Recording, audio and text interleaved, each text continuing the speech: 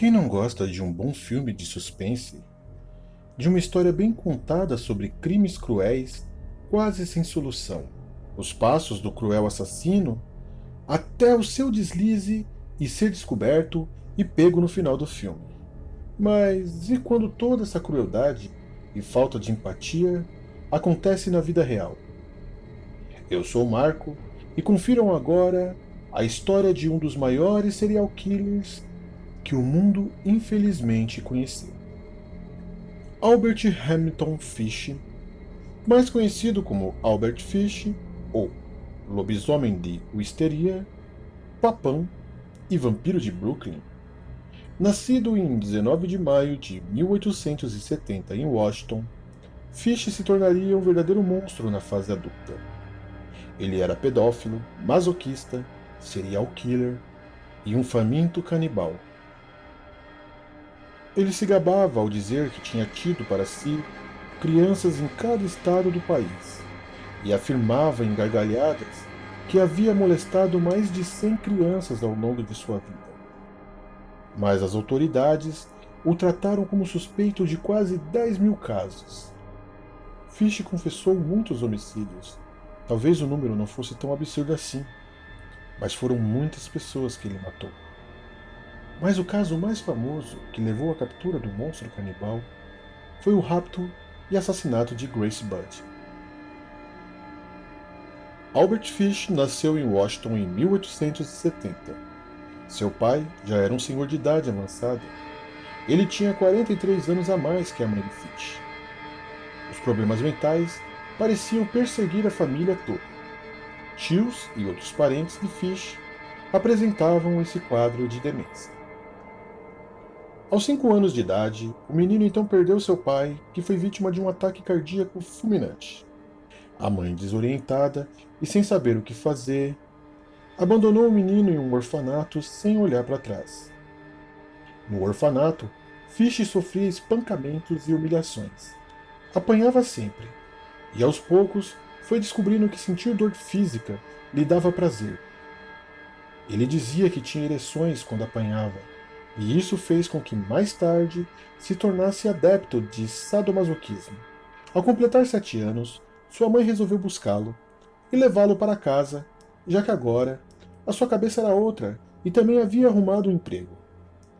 Tempos se passaram e aos 9 anos, em um dia de travessuras, caiu de uma cerejeira e machucou gravemente a sua cabeça.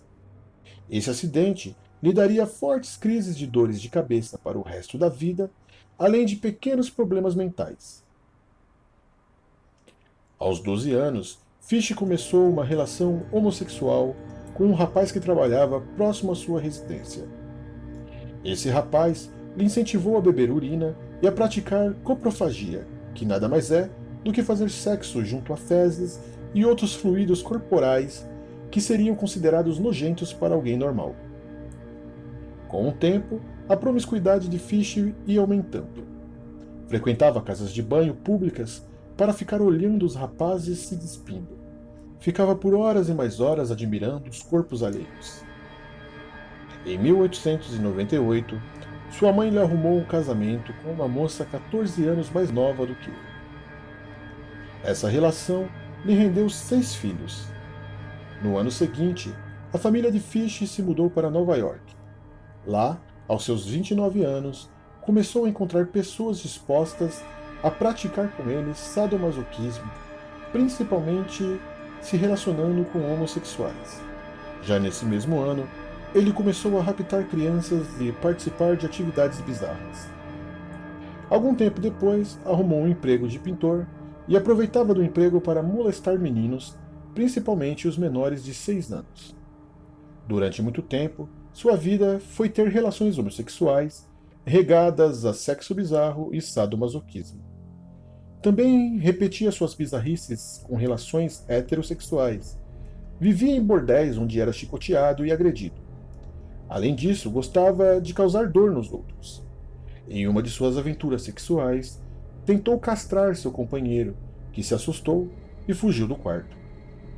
Em 1903, Fish foi preso por desfalque e, durante sua prisão, fez sexo com o maior número possível de presos. Saiu da prisão pouco tempo depois e, em 1917, sua mulher o deixou por outro homem. A partir daí, Fish diz que começou a ouvir vozes. Sozinho e abandonado, sua tara por masoquismo começou a crescer. Uma de suas práticas favoritas era embeber bolas de algodão com álcool, enfiar em seu ânus e colocar fogo nelas. Além disso, se batia com remos e espetava agulhas em seu próprio corpo, principalmente entre seu reto e seu escroto.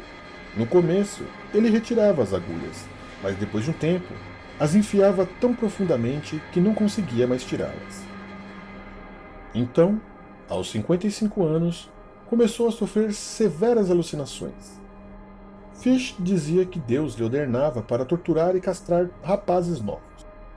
Foi nessa época que uma onda de homicídios começou a acontecer. Suas vítimas preferidas eram meninos com doenças mentais ou meninos negros, que ele achava que ninguém ia procurar. Em 1920, Fish viajou por pelo menos 23 estados americanos pintando casas. E eram nessas viagens que ele aproveitava para atacar suas vítimas e cometer todo tipo de crueldade. Ele vivia lendo a Bíblia e dizendo que a voz de Deus o mandava matar.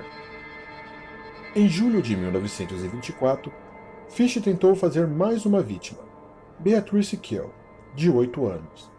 Ela estava brincando sozinha na fazenda de seus pais quando Fish lhe ofereceu dinheiro para o ajudar a colher algumas plantas usadas em chá em campos vizinhos. Beatrice já se preparava para ir com Fish, quando sua mãe apareceu e o espantou.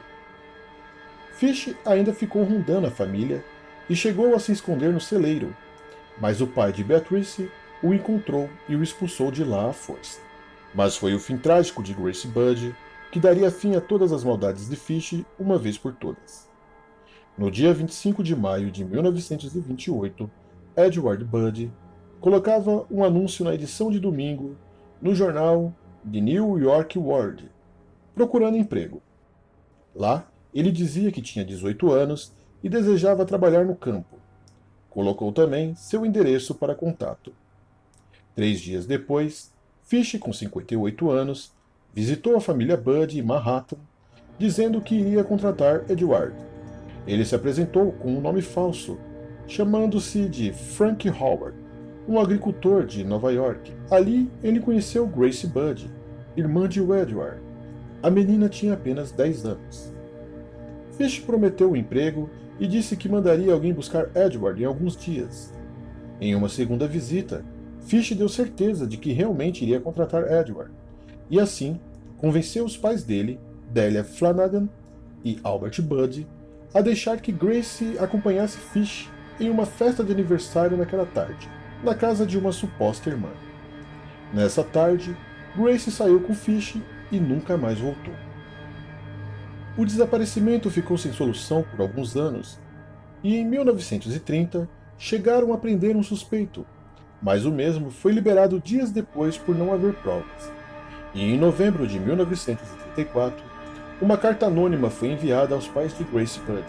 Na carta, a pessoa dizia como tinha atacado a menina e como havia cozinhado a sua carne para depois devorá-la. A partir dessa carta, e por várias circunstâncias e uma boa investigação, chegaram até Fish. Ele foi levado a interrogatório e, no meio do caminho, tentou atacar o oficial que o conduzia com uma navalha em cada mão. O policial conseguiu desarmá-lo e o rendeu. Fish confessou o homicídio de Grace Budd, dizendo que na verdade seu alvo era Edward, não Grace, mas não podia deixar escapar aquela oportunidade. Depois de preso, foram descobertos muitos outros assassinatos, onde muitos eram relatados com detalhes, já que o próprio confessava e contava todas as suas loucuras. Seu julgamento do homicídio de Grace Budd começou 11 de março de 1935, em Nova York. O julgamento durou 10 dias. Fish alegou insanidade e declarou ouvir vozes de Deus que lhe dizia para matar crianças. Um psiquiatra testemunhou insanidade do monstro, mas uma das filhas de Fish afirmou que o pai tentava introduzir todos os filhos em práticas masoquistas e molestação das mesmas. Dessa forma, o juiz o declarou culpado e o condenou à morte. Depois da sentença, Fish, sem remorso nenhum, confessou muitos outros assassinatos de crianças. Os dias de maldade de Fish se encerrou no dia 16 de janeiro de 1936, eletrocutado em uma cadeira elétrica. E você, conhecia a história desse monstro cruel? Se gostou do vídeo, deixe o seu gostei, compartilhe com seus conhecidos e siga o canal para ficar por dentro de novos vídeos, cheios de curiosidades e mistérios.